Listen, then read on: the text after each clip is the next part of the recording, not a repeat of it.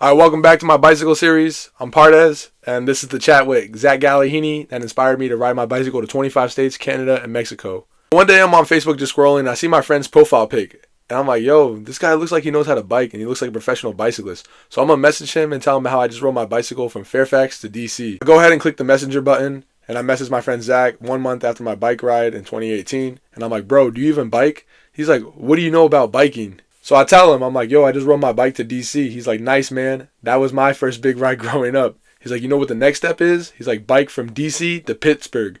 And I'm like, bike there and back? Tells me, he's like, yeah, there's a trail, 660 miles. And I was like, bet, let's do it. Then he's like, yeah, it's a sick ride. I've done it 4 times. I did 200 miles in a day. Man, I'll let you know when I bike. Let's ride. After he told me this, I was like, yo, say you swear. And he's like, look on Strava. And Strava is like a thing where you can calculate all your miles. So I was looking at his ride. I was like, whoa, this guy actually did this. After Zach told me that, my life changed forever. I was like, no way. Like, I want to do that and push myself to the next level. So I start asking Zach a lot of questions about what type of bike to get. What should I do? Because he told me how he raced in the pro category.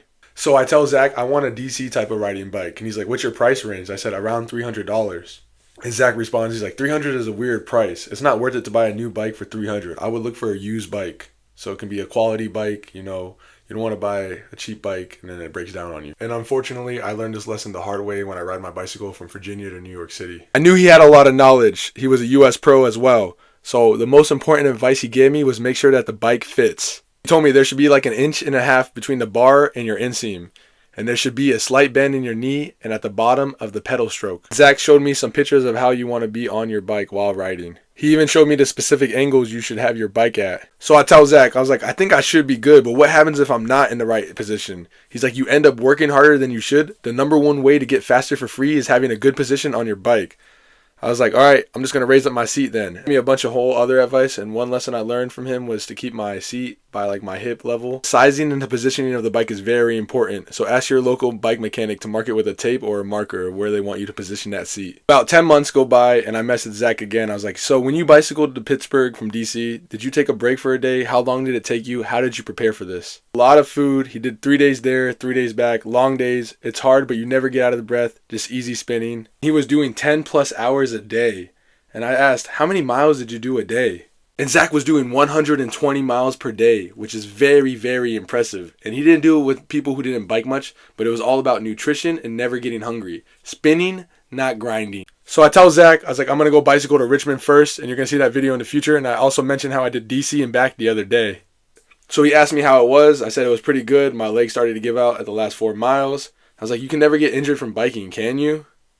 And he tells me again the same advice that we went over earlier. If your bike doesn't fit right, you could get injured. I mentioned to Zach how I only got my bicycle for $40. He said that's fine. The first time he went to bicycle from DC to Pittsburgh, he got his bike for only $100. But he said as long as it fits, it's good. At this point, I started planning out and having the mindset to plan for a bicycle trip. But I only had one last question for Zach. What did you bring for food? And he tells me Gatorade powder, just high-calorie bars, Cliff bars, and protein bars.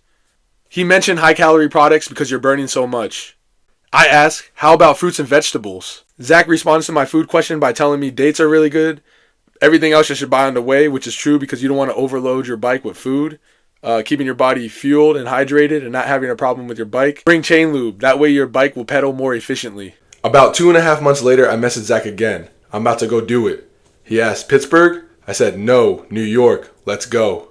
Unfortunately, Zach wasn't able to go with me because he was going to Colorado next week. And I asked him, I was like, are you going on a bicycle from VA?